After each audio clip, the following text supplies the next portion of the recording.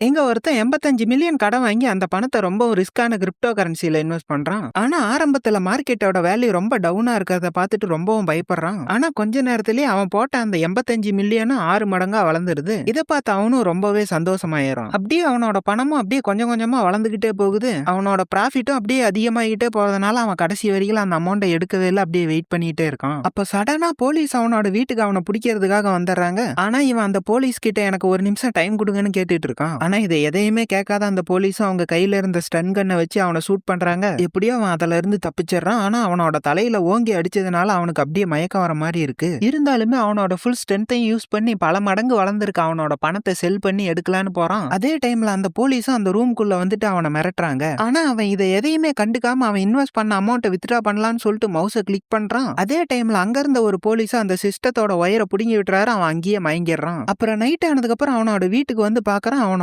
மொத்த பணமும் லாஸ் ஆயிருது. அது மட்டும் இல்லாம அவனோட வீடும் அவனோட வேலையுமே போயிருது.